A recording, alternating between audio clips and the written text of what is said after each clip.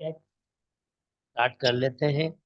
sec x आपके पास है, तो अगर हम इसको इसकी डेरिवेटिव करना चाहेंगे तो dy अपॉन dx, फार्मूला हमारे पास है fit h to f of x h x h h f of x plus h take में पुट करूंगा, बल्कि टेक को कॉस में कन्वर्ट करके पुट करूं तो अच्छा हो जाएगा।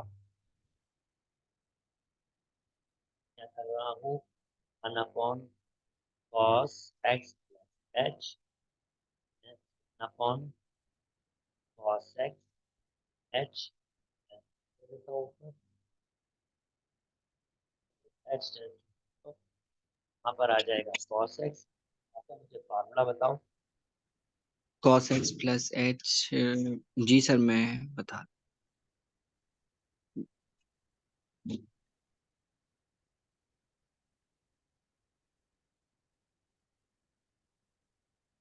सर दोनों cos के हैं ना, माइनस के? हाँ दोनों sir -2 sine alpha plus beta upon 2।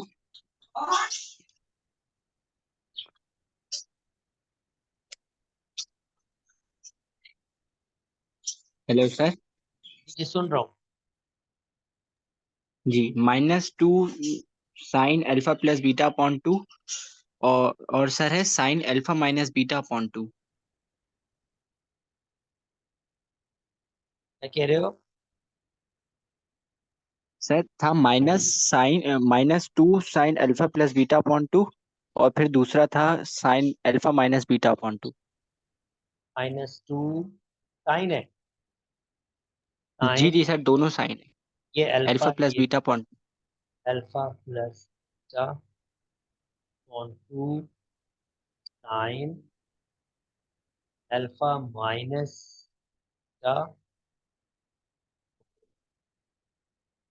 ये गाड़ी करा कौन, और आपके पास ये वैसे ही रहेगा H cos x plus H और कॉस एक्स। ओके राफे, ये कैंसिल आउट अगेन, बाहर एक आ जाएगा माइनस, ये माइनस इस माइनस से कैंसिल आउट हो जाएगा, खत्म हो जाएगा, प्लस हो जाएगा क्योंकि साइन इवन फंक्शन है, बाहर निकल आएगा। तो हमारे पास जो बच रहा है वो बचेगा 2 sign 2x plus H upon 2, और मैं इसके नीचे लिख रहा हूँ cos x plus H cos x multiply by sine, इसके पास सिर्फ एच बच गया, अपॉन ये जो एच था मैंने इसके नीचे दे दिया। लिमिट अप्लाई करूंगा तो ये भाई साहब 1 के बराबर हो जाएगा, और यहाँ पर 0 आएगा तो 2 से 2 कैंसिल, तो ऊपर बचेगा 2 साइन एक्स, और ये एच 0 हो जाएगा तो कॉस एक्स हो जाएगा। चलो कॉस एक्स से लिखता हूँ, साइन अपॉन कॉस हमारे पास बराबर होता है 10 के, और 1 अपॉन कॉस बराबर होता है सेक के। तो इसका 2 से 2 2 क्यों नहीं बचा, 2 क्यों बचा, 2 नहीं होना चाहिए था, 2 क्यों से कैंसिल होना चाहिए, एच अपॉन 2 बचा था क्या? हाँ यार ये एच अपॉन 2 बचा था ना, ये मैंने एच ही लिख दिया खाली, यहाँ पर 2 भी था। तो भाई साहब थोड़ी सी मुझे मॉडिफिकेशन करनी पड़ेगी। सर आगे की जो डेरिवेशंस है ना, वो ट्रिग्नोमेट्री की, वो मैं खुद करूंगा। आप होमवर्क दे दें, मैं अगर फंसा तो मैं आपको बता दूंगा, ये एक ही बचा है, ताकि प्रैक्टिस। तो सिर्फ एक ही बचा है, अच्छा, आप ही करोगे, मैंने कौन सा चलें करना, वो। वो मैंने कौन सा करना, कौन सा करना भाई। ये बचा एच अपॉन 2, मुझे क्या करना है, ये जो मैंने इसमें एच दिया था,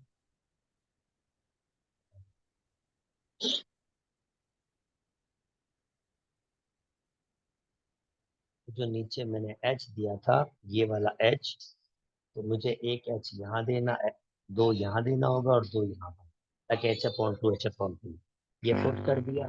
अब ये लिमिट 1 हो जाएगी, जैसे मैंने कहा था, ऊपर साइन एक्स बचेगा, नीचे 2 कॉस एक्स और cos x, sine upon cos बराबर होता है sec x के 1 अपॉन कॉस एल। यानी sec x del x होगी। cosec x आप खुद बनाओगे। अब राफे मैं फर्स्ट प्रिंसिपल से एक्सपोनेंशियल की करूंगा। फर्स्ट प्रिंसिपल से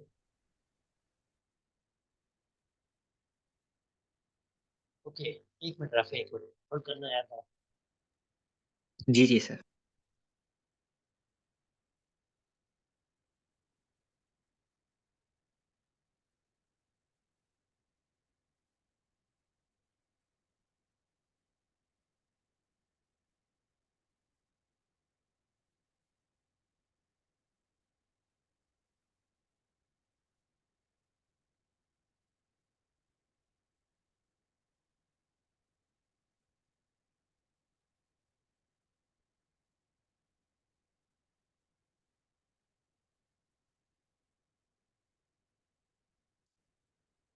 हेलो हेलो हेलो।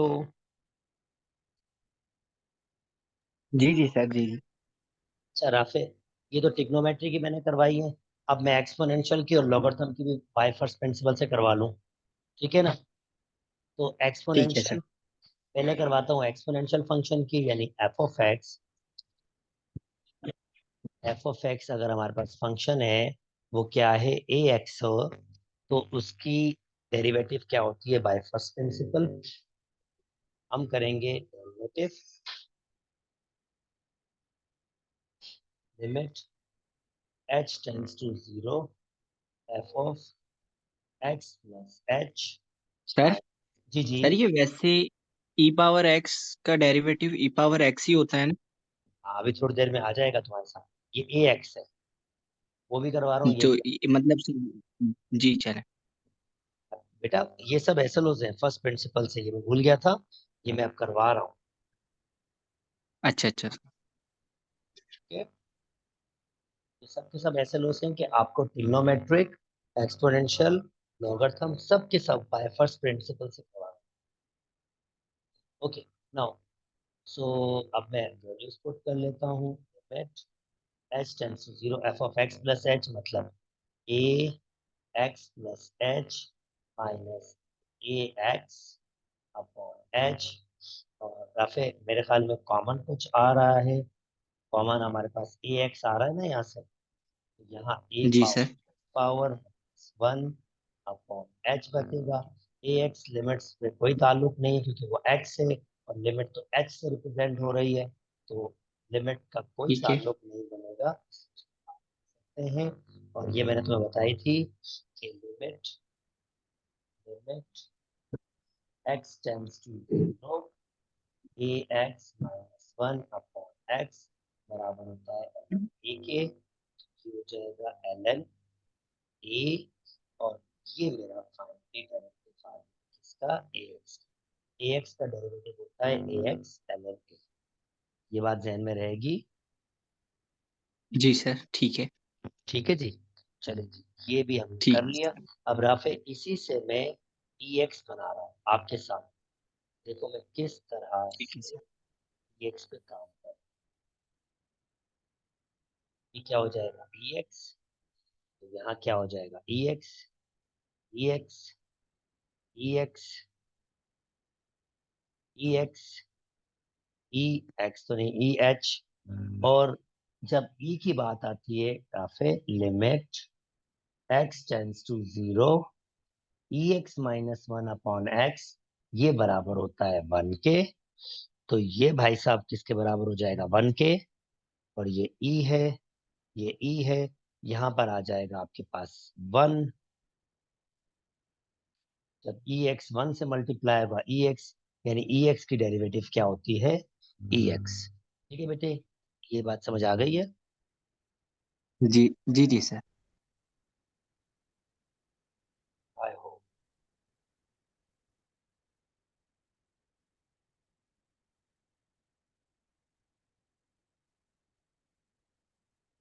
एक मिनट आप।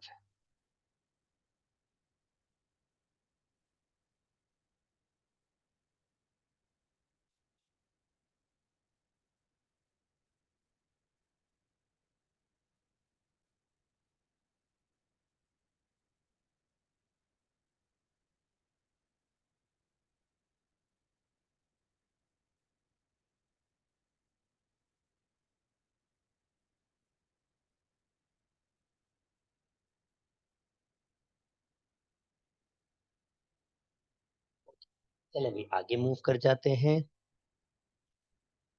अब किसकी रह गई है भाई? लॉगरिथम की। यानी फर्स्ट करते हैं एफ जी ऑफ सर। बराबर है लॉग ए एक्स की। ये जरा टेक्निकल है, इस पे ध्यान करना क्योंकि इसमें थोड़ी सी वर्किंग ज्यादा है। So f of x is equal to log a x limit h tends to 0 f of x plus h minus f of x upon h, okay, equal to limit h tends to 0, ये होगा log a x plus h minus f of x मतलब log a x upon h। Logarithm की property है limit h tends to 0, ये हो जाएगा log a। अगर minus में हो तो हम उसको लिख सकते हैं डिवाइड में। ठीक है राफे? और नीचे h ऑलरेडी है। ओके, जी लिमिट h जी टेंड्स सर। टू 0, ये 1 अपॉन h करके लिखा। और मैंने क्या किया,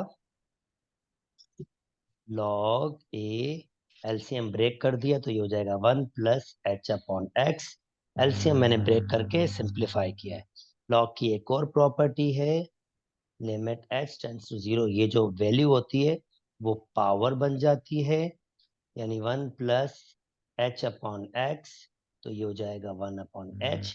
याद करो मैंने एक लिमिट बताई थी, limit h tends to 0 1 plus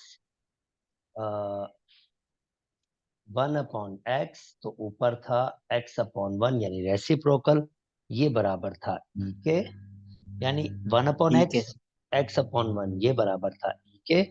अब ये क्या है, जी h जी। अपॉन एक्स, तो फिर होगा h अपॉन एक्स, तो फिर x अपॉन h हो जाएगा। तो देखो मैं इसको लिमिट को कैसे बना रहा हूं, limit h tends to 0 log a 1 plus h upon x.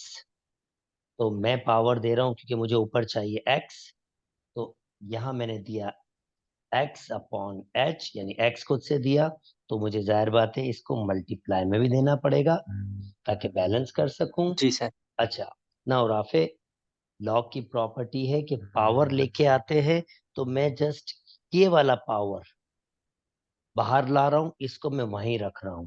तो मैं क्या कह रहा हूं, ये 1 अपॉन एक्स में बाहर ले आया, लिमिट से बाहर क्योंकि वो ठीक है। सिर्फ h में है, limit h tends to 0 log a 1 plus h upon x और x upon h।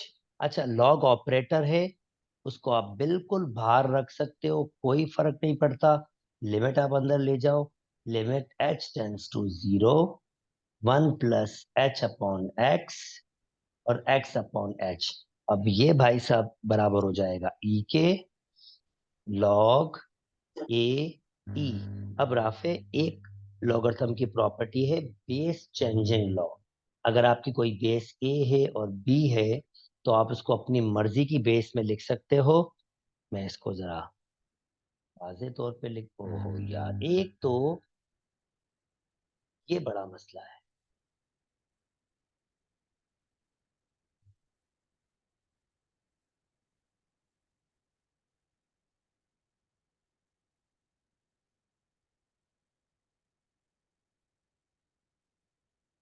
Okay, now property है आपके पास लॉग ए बी हो, मैं इसकी कोई और बेस दे सकता हूं, लॉग सी, बेस आपके पास बी होगी, लॉग सी, ये जो बेस होगी ये आएगा। इस प्रॉपर्टी का नाम है बेस चेंजिंग लॉ। इस लॉ को हम कहते हैं बेस चेंजिंग लॉ, यानी लॉग ए बी आप लिख सकते हो लॉग सी अपनी मर्जी की बेस, ये बी यहाँ पर आएगा, ये अगेन बेस सी, और ये जो बेस होगी ये नंबर बनेगा। तो 1/x, ऐसे ही लॉग, मैं इसको ई बेस में लेके जा रहा हूं, तो ये ई बेस, ये जो ई होगा ये ऐसे ही रहेगा, डिवाइड लॉग ए, यानी वो ई बेस और ये ए आ जाएगा। और जब भी लॉग ई होगा वो 1 के बराबर होगा, और फाइनली आंसर आ जाएगा 1/x। लॉग ई ए बेसिकली ln ए होता है, इसको हम ln ए भी कहते हैं, और ये इसका जी जी, डेरिवेटिव। फिर बात ठीक है समझ आ सर। गई? ये हमने बाय फर्स्ट प्रिंसिपल सारी की सारी देख ली, लॉगरिथम की भी कर डेरिवेटिव ली। फाइंड।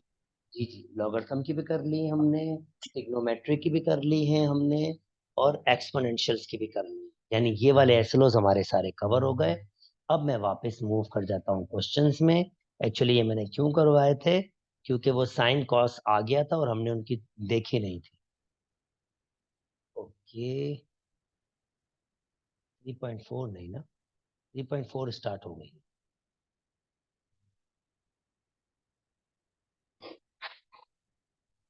नेक्स्ट, थर्ड वन कर रहे थे।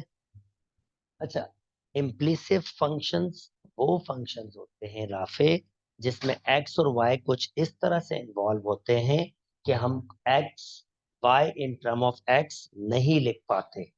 यानी जैसे नॉर्मली लिखा जाता है ना, y is equal to f of x, हम फंक्शन को इस शक्ल में नहीं लिख सकते, y in term of x नहीं लिख पाते, कंप्लीटली एफ ऑफ एक्स के बराबर नहीं लिख पाते। तो ऐसे फंक्शंस को हम कहते हैं इम्प्लिसिट फंक्शन। तो ये functions implicit sir function. Sir sir जी सही जी, से समझ नहीं आया, रिपीट करिएगा कि क्या होते हैं इम्प्लिसिट फंक्शन। इम्प्लिसिट फंक्शंस वो फंक्शंस होते हैं जिनमें हम, जब हम लिखना चाहते होते हैं y in term of x, तो हम y in term of x को लिख नहीं पाते। यानी y f ऑफ x, जैसे नॉर्मली हमारे पास क्या होता है, y² plus 2x is equal to 0, तो हम लिख लेते हैं भाई y is equal to -k 2x, या रेडिकल दे देते हैं, चलो आयोटा आया था तो y in term of x आपके पास लिखा जा सकता है। मगर ये ऐसे फंक्शंस होते हैं जिनको y in term of x नहीं लिखा जा सकता। बात समझ आइए? हेलो? जी जी जी, जी सर आगे। ठीक है, तो ऐसे फंक्शंस को हम कहते हैं इम्प्लिसिट फंक्शंस। अब इनकी और डेरिवेशंस सर को, जी जी, चलें सर, आप कंप्लीट कर लें, मैं बाद में कर लूंगा। नहीं नहीं नहीं, आपकी बात सुननी है, बोलो। सर वो आपने एक दफा कॉम्पोजिट फंक्शन करवा रहे थे जब आप, तो हम y इज इक्वल्स टू रख के x को, फिर इन दी एंड हम y को चेंज कर देते थे x में। तो सर इसका कोई मैथमेटिक इनवर्स, उसके इनवर्स, हिसाब से कोई वो है क्या? इनवर्स, इनवर्स कर रहे थे। जी जी जी, सॉरी सॉरी, इनवर्स इनवर्स। तो ये मैथमेटिकल भाई सादा है। चलो आप इसका इनवर्स निकाल रहे हो, y is equal to 2x plus 5। Inverse function क्या होता है, डोमेन रेंज में कन्वर्ट हो जाती है और रेंज डोमेन। तो इसका इनवर्स क्या होगा, ये होगा, और ये फंक्शन की शक्ल में लिखा हुआ है, ये फंक्शन की ही शक्ल में। अब ये मेरा क्या हो गया, इंडिपेंडेंट वेरिएबल, और ये मेरा डिपेंडेंट वेरिएबल हो गया, और ये मेरा इंडिपेंडेंट, क्योंकि अब की बार ये मेरी डोमेन हो गई है और ये मेरी रेंज हो गई है। तो फंक्शन की जबान में लिखने के लिए, जैसे अगर ये आपके पास y के फॉर्म में है, तो मैं सिर्फ फंक्शन की जबान में लिखने के लिए इसको f ऑफ x कहता हूँ। f of x is equal to x minus 5/2।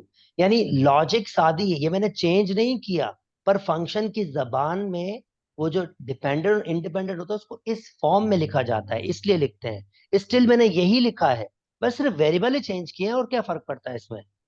Means ये मेरा, अब की बार ये दूसरे अल्फाज में, जो y एक्सिस थी अब वो x एक्सिस कन्वर्ट हो गई, और x एक्सिस y एक्सिस। पर क्योंकि मैं फॉर्मेशन सही रखना चाहता हूं, मैं कहता हूं नहीं यार, चलो अब ये मेरे पास क्या है, ये मेरे पास डिपेंडेंट हो गया है ना, तो मैं जो नॉर्मली हम पुकारते हैं उसी में लिख लेते हैं। तो भाई मैंने लिख दिया f of x is equal to x minus 5/2। इसमें कोई फर्क तो पड़ेगा नहीं, मैं एक वैल्यू पुट करूंगा, दूसरी वैल्यू मुझे मिलती जाएगी। मीन टू से दैट हम वेरिएबल चेंज सिर्फ अपनी सहूलत के लिए करते हैं, फंक्शन की जबान में लिखने के लिए। बात समझ आ रही है? हेलो? जी जी जी जी जी जी। इसमें ऐसा कुछ भी नहीं है कि हमने ऐसे एक्स को वाई में ही कन्वर्ट कर दिया, ना ना ना ना। अब वो फंक्शन जो है ना, उसमें डोमेन ये है और रेंज ये है, इस वजह से लिखा जाता है इसको। ठीक है सर। ठीक है भाई, आगे बढ़े। जी जी जी। Okay, implicit function. भाई इम्प्लिसिट फंक्शन की डेरिवेशन भी बिल्कुल वैसे ही होती है जैसे यहाँ दिया हुआ है, y minus k x, y minus k sine y is equal to zero. हाँ, ये साइन y था, इसकी वजह से मैंने सारी डेरिवेशंस करवाई थी। मैंने कहा था मैंने वो बाय फर्स्ट प्रिंसिपल तो करवाई ही नहीं है आपके साथ। ठीक है, अब देखो y का डेरिवेटिव वही dy अपॉन dx। ठीक है भाई, हेलो, जी जी सर, माइनस, सुन रहा हूँ। अब ये प्रोडक्ट है तो प्रोडक्ट लॉ हम लगाएंगे। x को ऐसे रखेंगे, y का derivative dy upon dx, plus y को ठीक है। ऐसे रखेंगे, x का डेरिवेटिव 1, साइन y हम देख के आए, साइन आपके पास साइन x, कॉस, साइन का डेरिवेटिव होता है कॉस, तो साइन y का कॉस y होगा। मगर जैसे मैंने आपको बताया था, याद करें मैंने कहा था आप जब भी फंक्शन का डेरिवेटिव लें तो उस x का डेरिवेटिव भी लें। अब नॉर्मली अगर मेरे पास साइन x होता है ना राफे, तो उसका डेरिवेटिव होता है cos x। फिर हम क्या करते हैं, x का डेरिवेटिव लेते हैं विद रिस्पेक्ट टू x, वो कैंसिल आउट होता है, वन आता है, इसलिए साइन का डेरिवेटिव डायरेक्टली हम cos लेते हैं। मगर यहाँ क्या लिखा हुआ है, साइन y, साइन y का डेरिवेटिव होगा cos y। मगर जब अब मैं इसका डेरिवेटिव लूंगा विद रिस्पेक्ट टू x, तो y होगा, वो कैंसिल आउट नहीं होगा। इसका मतलब dy अपॉन dx लिखा जाएगा। राफे ये बात समझ आई है, हेलो। जी जी सर। जी जी, आ रही है। इम्प्लिसिट फंक्शन में ये चीज होती है जो आपको देखनी होती है। ठीक है, इसी वजह से मैं मोस्ट जनरल डेफिनेशंस आपके साथ डिस्कस कर रहा था। मैं चाह रहा था इजी वाले डेफिनेशंस नहीं हो, मुश्किल वाले डेफिनेशंस हो, ताकि आप स्टार्ट से ही ना चीजों को टैकल कर सकें। और इसके बाद क्या होगा, equal to zero. Okay, now simplify कर लेते हैं। अब मुझे dy अपॉन dx की वैल्यू निकालनी, क्योंकि वो डेरिवेटिव होता है। ये हो जाएगा माइनस का x dy upon dx, minus y minus के cos y dy upon dx is equal to zero. इन सब से मैं dx dy upon dx common ले लेता हूं, तो यहां से बचेगा वन, यहां से बचेगा माइनस एक्स, यहां से बचेगा माइनस के cos y, और जितने बाकी टर्म है मैं इक्वल टू के बाद ले जाता हूं, और फाइनली dy अपॉन dx की वैल्यू निकाल लेता हूं, बराबर होगा y अपॉन वन माइनस के x माइनस के cos y। या फिर बात समझ आ गई है। जी सर, आ गई। ठीक है। ये कहलाता है इम्प्लिसिट। चलो मुश्किल वाला मैंने किया, तुम आसान वाला करो, करके दिखाओ। ठीक है सर, एक मिनट।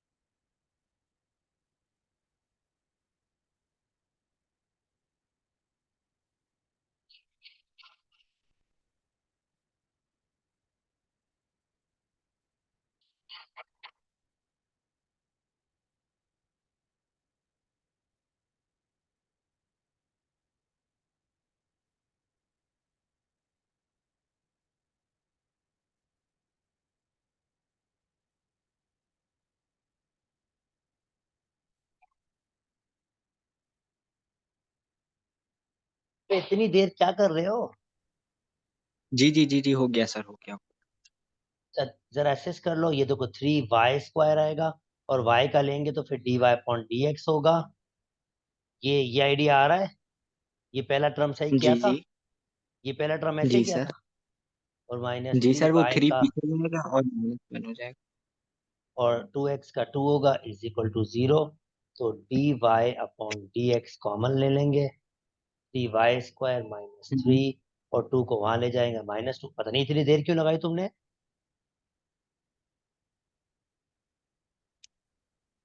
3y² सर वो मैं उस पे कर रहा था ना, वो नोट पे कर रहा था, तो इस वजह से उधर जगह कम थी थोड़ा सा, अच्छा अच्छा, इसमें मसला मोबाइल, हो। तुम भी मोबाइल पे ही कर रहे थे? जी, मैं भी मोबाइल पे ही कर रहा था सर। समझ सकता हूँ, मैं भी करता रहता हूँ, मुझे आइडिया आ गया। अच्छा चलो राफे, अब मेरी बात सुनो, जितने आगे हो सकते हैं कर लेना। लेक्चर रिकॉर्ड करके ठीक है। अपलोड करूंगा, या अपलोड करके ही देख लेना। ठीक है। दूसरे दोस्तों से पूछते रहो यार, अगर जो ज्वाइन करना चाहे, और अगर कोई ग्रुप बनाना चाहे, फर्स्ट ईयर हो इंटर हो, जरा वो बोलते ठीक रहो भाई। ठीक है। ठीक है सर, इंशाल्लाह मैं कह रहा हूँ, इंशाल्लाह ताला एक ना एक तो कर ही लेगा। ठीक है दोस्त, चले अपना ख्याल रखिएगा, अल्लाह हाफिज। अल्लाह हाफिज़ सर।